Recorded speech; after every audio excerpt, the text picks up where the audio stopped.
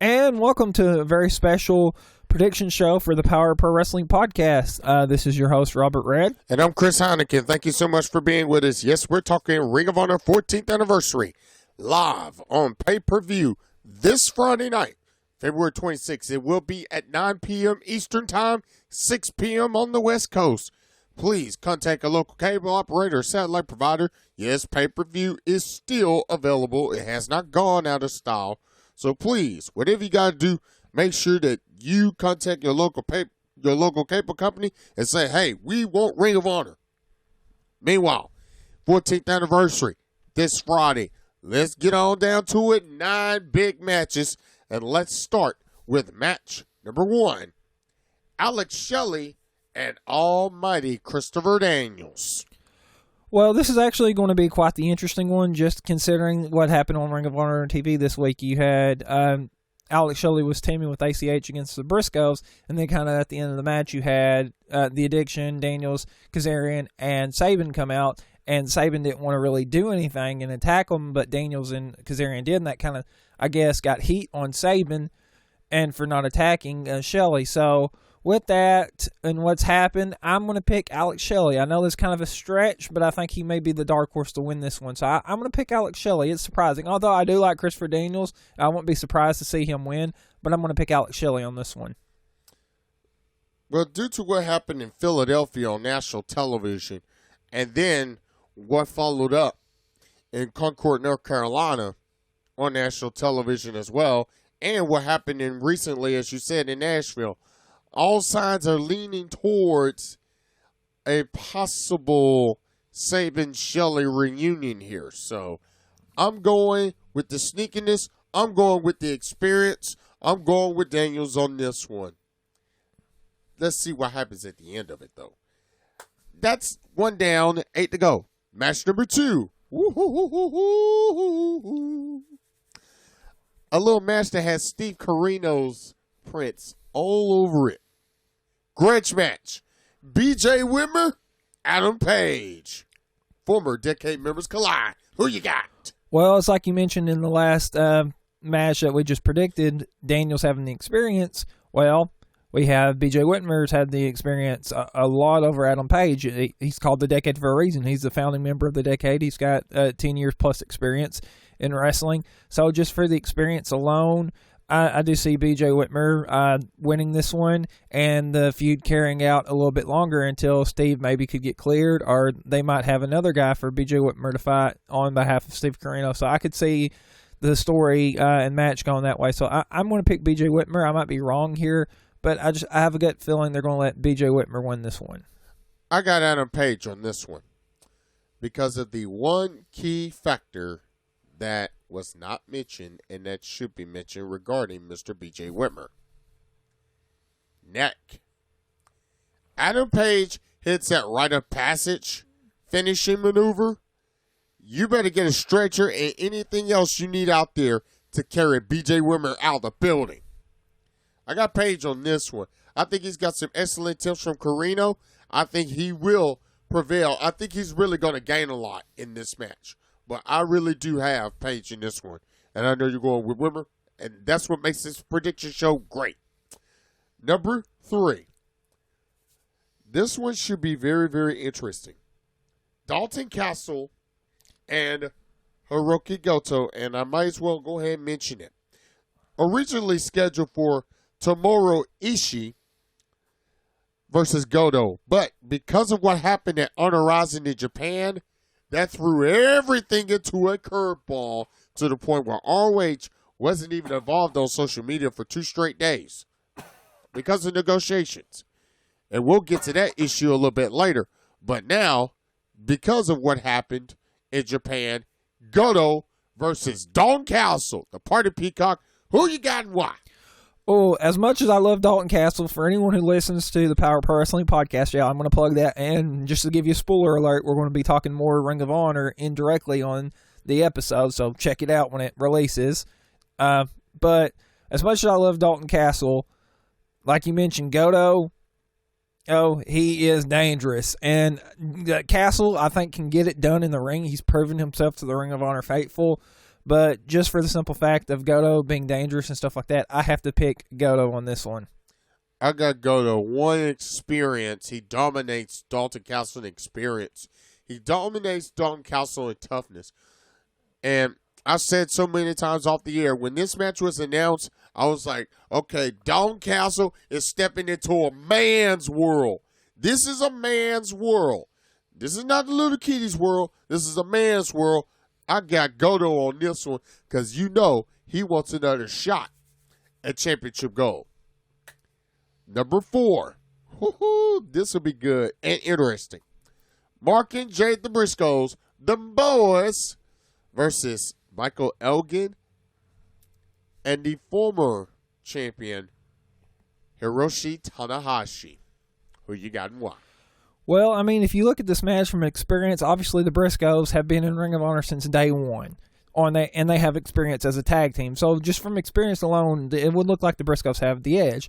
And my concern for this match is Elgin and Tanahashi, they've been feuding for a little while, but now apparently they are on the same page with Tanahashi. Apparently has his back and he has Tanahashi's back. So, I mean, they're two big men. Tanahashi's not really a big man, but Elgin is. So I could see just from the power or size that Elgin and them could win, but just the experience factor is hard to overcome on this one. So, I mean, I have to pick the Briscoes, although I would not be surprised to see Elgin and Tanahashi pull off an upset victory here. Well, it would not be an upset. It would be closer to an upset, but the only reason why it would not be ruled an upset if Tanahashi and Elgin win is because if you really go through the tag league, and if you look at Elgin's debut in Japan, he's been more on the tag side. And yeah, you mentioned he may have been in wars with Tanahashi before, but he's also been Tanahashi's tag team partner very recently in the last few months, especially with his tours in Japan. And he will be the partner of Tanahashi coming up later this year as far as tag league goes. It's going to be a close one by a 51-49 ratio. I'm just going to go ahead and go for Elgin and Tanahashi because it's tough to see Jay Briscoe winning, but I really don't see him really pushing forward. If Briscoe gets pinned, I say it'd be more Briscoe because it's going to be too tough to pin Jay Briscoe 3 times. Yeah, you're just trying to go against me all the time, aren't you, on this one? No. You're just trying to be that way. Well, hey, we're a Opinionated show. Might as well go with it. Now, let's really get to some stuff here. This is the one we may have some issues on. Non-title match. Moose versus the IWGP Heavyweight Champion, Kazuchika Okada. The Rainmaker. Yes, make it rain. Who you got and why? Well, I mean, I love Okada. I just love his gimmick and everything about him. But Moose is has been on a roll here lately. So just the momentum that he's had, I could see Moose pull off an upset victory here. I'm kind of torn, though, because I do like Okada. So it's hard for me to pick between Okada and Moose on this one. So I'm going to go Moose, although he doesn't really have the experience of Okada. So that generally weighs on my pick. Psyche. Yeah, my psychology and my pick as to who I would pick for a match. So as much as the Okada has the experience factor, you've got Moose who's been on a roll, and he's got the size, the speed, the strength, just everything that it takes to win a match. So, I mean, Moose, I'm going to pick Moose just for those simple factors there. I'm going Okada, and it's the one fact that you failed to mention. Wrestle Kingdom this year, he overcame his demons. He finally overcame his demons, did Okada. He finally beat Tanahashi. Finally. And he's been on the roll since. And Chaos now that the Bullet Club has kind of been short a few members, if you know what I mean, AJ Styles no longer the member of the Bullet Club. And now you have the Elite, which we'll talk about in just a few minutes. Okada and Chaos in Japan have been on a roll. All due respect to Moose, Moose is stepping up to the big leagues because he's in the big boys world. I have to give the edge to Okada based on what happened in Wrestle Kingdom 10. I have to get the edge to Okada. Even though I'm not going to be that far away from you by saying Moose can pull out the upset of the year. This will top all upsets if he does. So we're split decision, but I think you could be onto something here as far as Moose goes. Now, here we go. The first of 4 championship matches. Never openweight titles. The first champs were crowned in Wrestle Kingdom 10. Yano and the Briscoes became the champs, but lost the titles to the elite of the Bullet Club. And that is Young Bucks and Kenny Omega. Kenny Omega returns to Ring of Honor after a near 6-year absence. But they have their hands full. ACH, Matt Sydal, Kushida. Who you got? Well, I mean, ACH, Matt Sydal, and Kushida are a good team, but you're looking at the Young Bucks, experience again, and Kenny Omega. It comes down to experience. And the Young Bucks and Omega, I just think they're part of a club. They're part of a stable.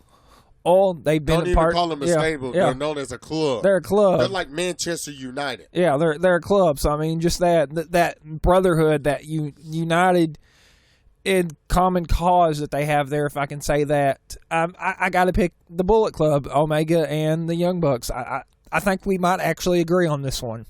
Surprise, surprise, right? I got Bullet Club on this one for one simple reason. When they got rid of AJ Styles earlier this year, right after Wrestle Kingdom 10, after that match of the year candidate that he had with Nakamura, well, Kenny Omega has been on a big-time tear and has literally put the heat out and said, hey, this is going to be a new Bullet Club. We gun it for titles. Well, he executed that game plan. And now he gets to come back to Ring of Honor. The only experienced guy out of all 6 of these would be Matt Sydal. He's had the most experience. But Bullet Club, the elite of the Bullet Club, retains their titles. Now, on to the next one. I mentioned earlier, it would have been Goto versus Ishii, but because of Honor Rising and because of Roderick Strong's Roddy versus the World Challenge, we have a new World Television Champion, the man I like to call the creator of Stone Pitbull Wrestling, Ishii. He will defend the title against the former champ Roderick Strong and Bobby Fish in a triple threat match. Who you got and why?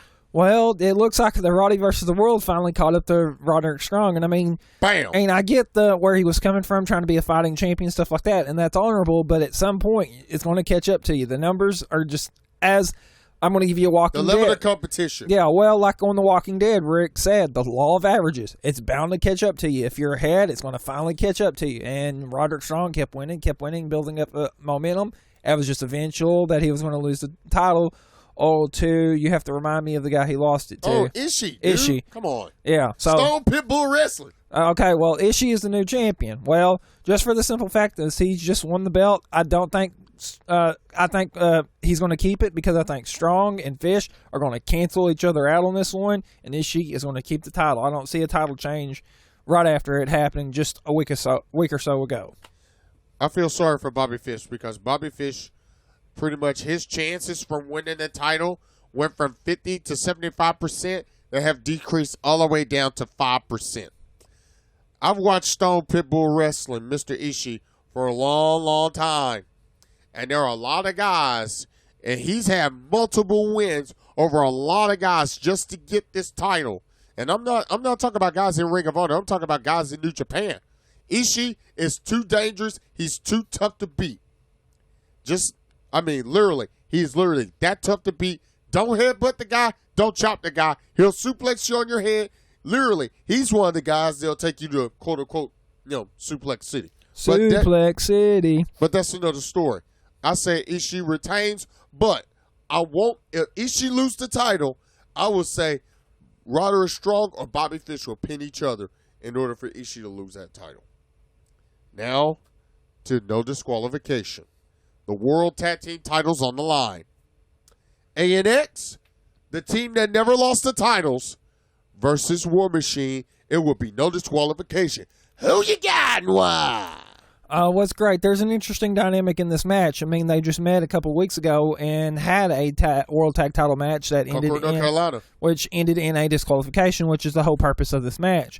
As much as ANX has the experience factor and edge, this is where I outweigh experience factor.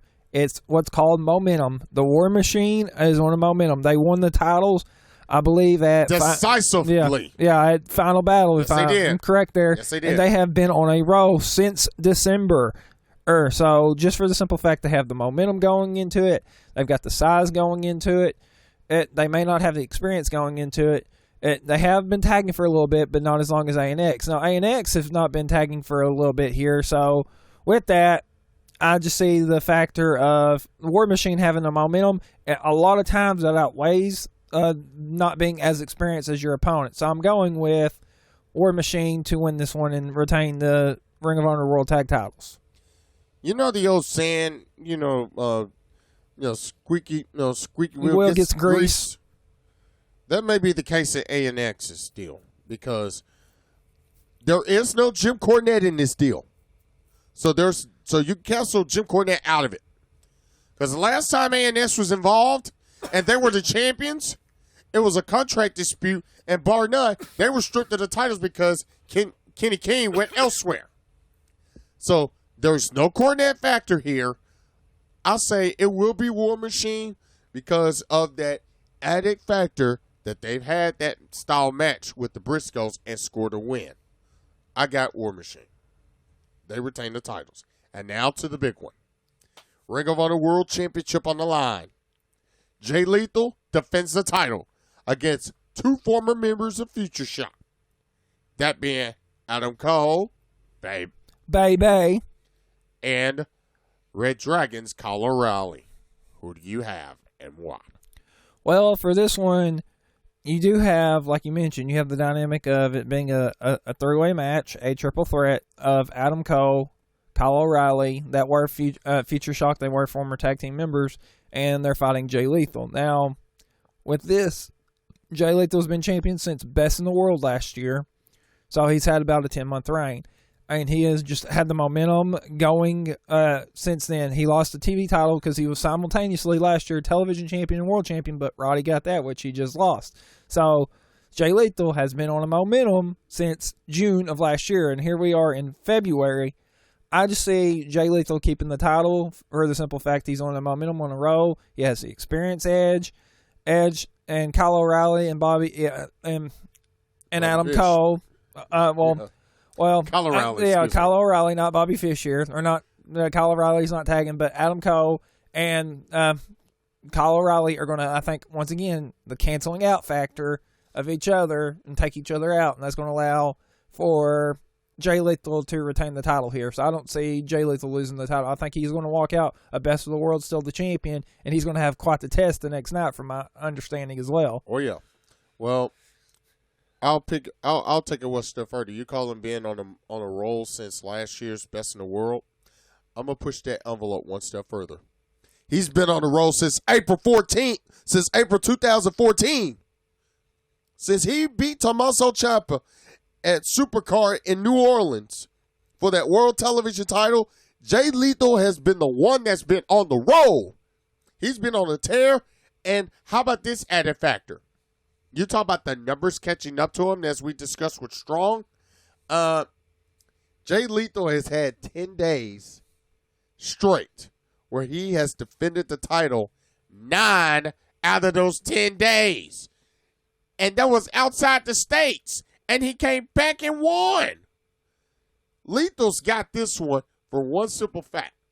And I guess you can call this, you know how we always classify Edge as the ultimate opportunist? Well, you have 3 guys here who are the ultimate opportunists. Jay Lethal may be the one that is going to the house with the win on this one. And with that, we say, hey, why don't you join us? Hey, we're watching the pay-per-view. It's this Friday night. What else are you going to be doing? You can't be doing anything else. Watch Ring of Honor live from Las Vegas this Friday. But I tell you something else you better be doing, and that is joining us right here for the Power of Pro Wrestling Yes, nice segue. I was actually just about to get into that.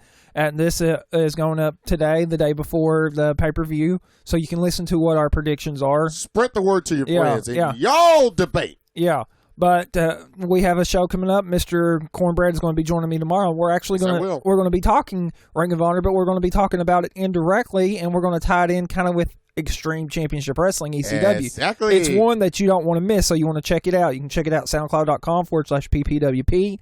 And you can check us out on iTunes. So just search the Power Pro Wrestling Podcast. We'll pop up, and you can listen to it on there. And all the other Power Pro Wrestling podcasts. Yeah. You want to check that out. And we'll do prediction shows like this from time to time. And exclusives. Yeah, we do have exclusive stuff. And it's bonus that you won't get anywhere else. It is awesome. Yeah. But with that, thank you guys for joining us for the special prediction show for Ring of Honor's 14th anniversary show. Watch the pay-per-view. Oh, thank you, Mr. Cornbread, Chris Heineken, for joining me for this. We'll see you guys later. Make sure you check out the pay-per-view, and make sure also you check out the podcast tomorrow. If you're a Patreon, you're going to get it tomorrow night. But if you're not, you can check it out on Monday. But this has been Robert Red for the Power Pro Wrestling Podcast. We will see you next time.